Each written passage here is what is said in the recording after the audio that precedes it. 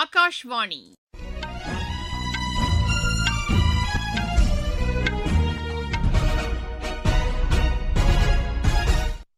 செய்திகள் வாசிப்பவர் சுமித்ரா ரத்னம். தலைப்புச் செய்திகள்: அரசுமுறை பயணமாக இந்தோனேஷியா சென்ற பிரதமர் திரு நரேந்திர மோடிக்கு உற்சாக வரவேற்பு அளிக்கப்பட்டது.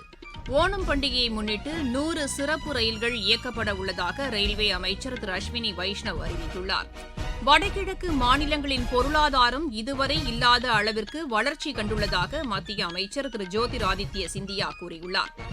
ஏழைகளுக்கு இலவச உணவு தானியம் வழங்கும் திட்டத்தை தற்போதைய நடைமுறைகளின்படியே மத்திய அரசு தொடர வேண்டும் என்று தமிழக அரசு வலியுறுத்தியுள்ளது. டச் ஓபன் ஜூனியர் ஸ்குவாஷ் போட்டியில் இந்தியாவின் அமர்யா பஜாஜ் பட்டம் வென்றார். இனி விரிவான செய்திகள். பிரதமர் திரு நரேந்திர மோடி அரசுமுறை பயணமாக இந்தோனேஷியா சென்றடைந்தார். ஜகார்த்தா விமான நிலையத்தில் இந்தோனேஷிய அதிபர் திரு பிரபோவோ சுபியாந்தோ அவரை வரவேற்றார். அந்நாட்டு அதிபருடனும் பிரதமர் பேச்சு நடத்தவுள்ளார். இரு நாடுகளுக்கு இடையேயான உறவை மேலும் வலுப்படுத்துவதற்கான அம்சங்கள் இந்த பேச்சுவார்த்தையில் இடம்பெறும் என்று எமது செய்தியாளர் தெரிவிக்கிறார். இந்தோனேஷியா பயணத்தை முடித்துக் கொண்டு நாளை மறுநாள் ஆஸ்திரேலியா செல்லும் பிரதமர் பின்னர் வெள்ளிக்கிழமை நியூசிலாந்தும் செல்கிறார். ஓணம் பண்டிகையை முன்னிட்டு 100 சிறப்பு ரயில்கள் இயக்கப்பட உள்ளதாக மத்திய அமைச்சர் திரு அஸ்வினி வைஷ்ணவ் அறிவித்துள்ளார். இன்று புதுதில்லியில் செய்தியாளர்களிடம் பேசிய அவர், கேரள மாநில பிஜேபியின் கோரிக்கையை ஏற்று இந்த சிறப்பு ரயில்கள் இயக்கப்படுவதாக தெரிவித்தார். கேரளத்தில் ரயில் கட்டமைப்பை மேம்படுத்த வேண்டும் என்ற பிரதமரின் எண்ணத்திற்கு வலு சேர்க்கும் வகையிலும் இந்த நடவடிக்கை மேற்கொள்ளப்பட்டிருப்பதாக அவர் கூறினார். பூரி ஜெகநாதர் ரத யாத்திரையொட்டி 300 சிறப்பு ரயில்கள் இயக்கப்பட உள்ளதாகவும் அமைச்சர் தெரிவித்தார். ஆரோக்கியமான இந்தியாவை உருவாக்குவதில் யோகா முக்கிய பங்கு வகிப்பதாக மத்திய கல்வி அமைச்சர் திரு தர்மேந்திர பிரதான் கூறியுள்ளார். சமூக வலைதளத்தில் இதனை தெரிவித்துள்ள அவர், மத்திய அரசு மேற்கொண்ட நடவடிக்கைகள் காரணமாக யோகா உலக அளவில் வரவேற்பை பெற்றுள்ளதாக தெரிவித்துள்ளார். ஆண்டுதோறும் சர்வதேச யோகா தினம் கொண்டாடப்படுவதையும் அவர் சுட்டிக்காட்டியுள்ளார். உடல் நலனையும் மனநலனையும் சீராக பராமரிக்க யோகா உதவிடும் என்றும் திரு தர்மேந்திர பிரதான் தெரிவித்துள்ளார். வடகிழக்கு மாநிலங்களின் பொருளாதாரம் இதுவரை இல்லாத அளவிற்கு வளர்ச்சி கண்டுள்ளதாக மத்திய அமைச்சர் திரு ஜோதிராதித்ய சிந்தியா கூறியுள்ளார்.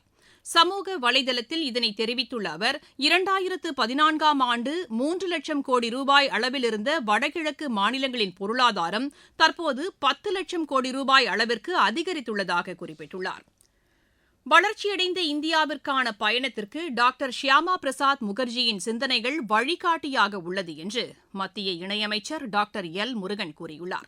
ஷியாமா பிரசாத் முகர்ஜியின் 125வது பிறந்த நாளையொட்டி சமூக வலைதளத்தில் விடுத்துள்ள செய்தியில் அவர் இதனை தெரிவித்துள்ளார்.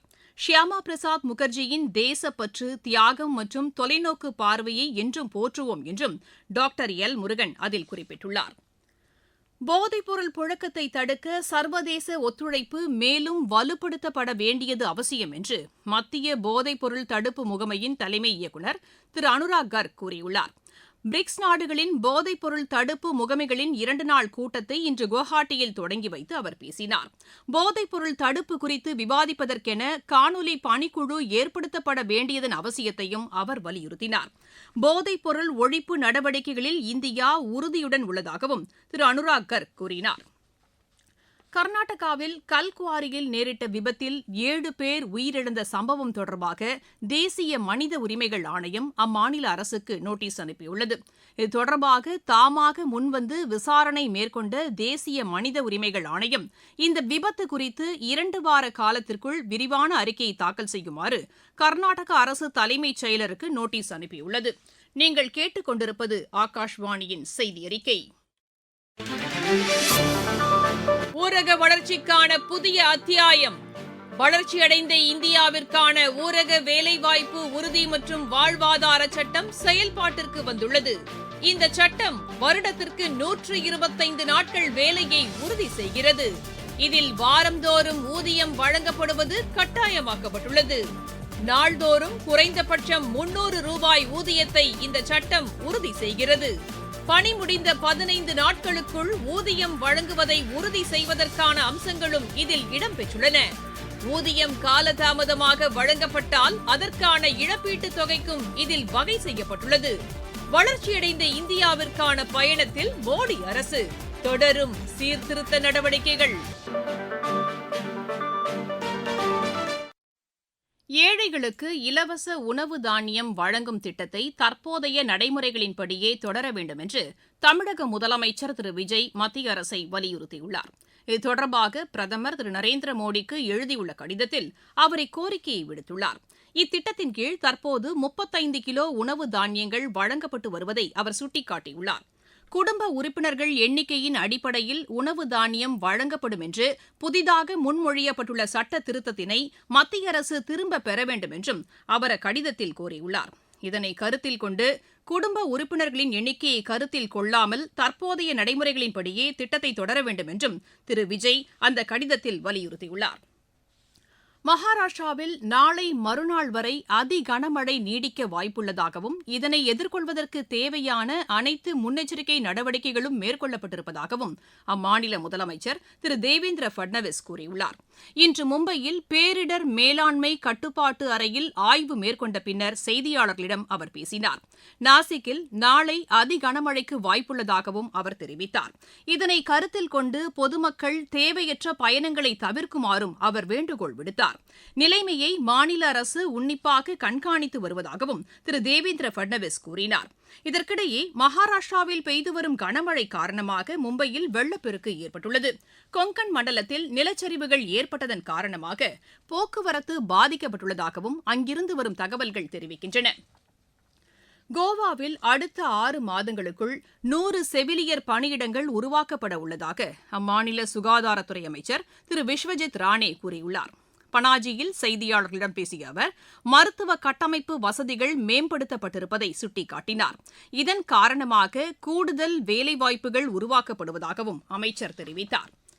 அசாமில் 1 லட்சத்திற்கும் மேற்பட்ட தேயிலை தொழிலாளர்களுக்கு நில உரிமைக்கான பட்டா வழங்கப்படும் என்று அம்மாநில அமைச்சர் திரு ரமேஸ்வர் தேலி கூறியுள்ளார். இன்று அம்மாநில சட்டப்பேரவையில் இதனை தெரிவித்த அவர் இதன் மூலம் 250 தேயிலை தோட்டங்களின் தொழிலாளர்கள் பயனடைவார்கள் என்றார். ஏற்கனவே 106 தேயிலை தோட்டங்களில் பணியாற்றும் 28,000த்திற்கும் மேற்பட்ட தொழிலாளர்களுக்கு பட்டா வழங்கப்பட்டுள்ளதாகவும் திரு ரமேஸ்வர் தேலி தெரிவித்தார். ஜம்மு காஷ்மீரில் 2 தீவிரவாதிகளை தேடும் பணியில் பாதுகாப்பு படையினர் 3வது நாளாக இன்றும் ஈடுபட்டு வருகின்றனர். சோஃபியான் மாவட்டத்திற்குட்பட்ட பகுதியில் தீவிரவாதிகள் பதுங்கியிருப்பதாக கிடைத்த தகவலை அடுத்து நேற்று முன்தினம் தொடங்கி பாதுகாப்பு படையினர் இந்த நடவடிக்கையை மேற்கொண்டு வருகின்றனர். அப்பகுதியில் கண்காணிப்பு நடவடிக்கைகளும் தீவிரப்படுத்தப்பட்டுள்ளதாக எமது செய்தியாளர் தெரிவிக்கிறார். இலங்கை சிறையில் நேரிட்ட வன்முறை சம்பவங்களில் உயிரிழந்தோர் எண்ணிக்கை 25ஆக அதிகரித்துள்ளது. கொழும்பில் உள்ள சிறையில் இரு தரப்பினருக்கிடையே இந்த மோதல் ஏற்பட்டதாகவும் இதில் 100க்கும் மேற்பட்டோர் காயமடைந்துள்ளதாகவும் ஏஜென்சி செய்திகள் தெரிவிக்கின்றன. டச் ஓபன் ஜூனியர் ஸ்குவாஷ் போட்டியில் இந்தியாவின் அமர்யா பஜாஜ் பட்டம் வென்றார். ஆம்ஸ்டர்டாமில் நடைபெற்ற இப்போட்டியின் 13 வயதுக்குட்பட்டோருக்கான ஆடவர் ஒற்றையர் பிரிவு இறுதியாட்டத்தில் அவர் இங்கிலாந்தின் டேனியல் ஸ்டீவன்சனை வென்றார். குரோவேஷியாவில் நடைபெற்ற சர்வதேச செஸ் போட்டியில் இந்தியாவின் பிரக்ஞானந்தா வெண்கலப் பதக்கம் வென்றார்.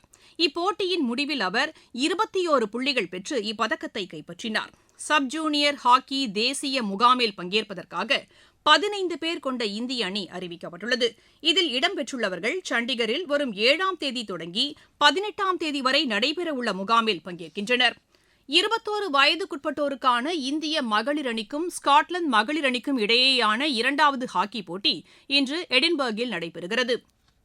19 வயதுக்குட்பட்டோருக்கான ஆசிய குத்துச்சண்டை சாம்பியன் போட்டியில் இந்தியாவின் சந்திரிகா புஜாரி மற்றும் ஜாய்ஸ்ரீ தேவி 2வது சுற்றுக்கு முன்னேறியுள்ளனர்.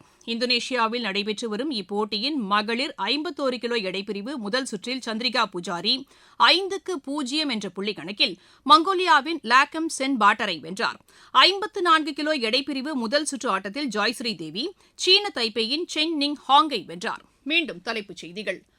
அரசுமுறை பயணமாக இந்தோனேஷியா சென்ற பிரதமர் திரு நரேந்திர மோடிக்கு உற்சாக வரவேற்பு அளிக்கப்பட்டது. ஓணம் பண்டிகையை முன்னிட்டு 100 சிறப்பு ரயில்கள் இயக்கப்பட உள்ளதாக ரயில்வே அமைச்சர் திரு அஸ்வினி வைஷ்ணவ் அறிவித்துள்ளார்.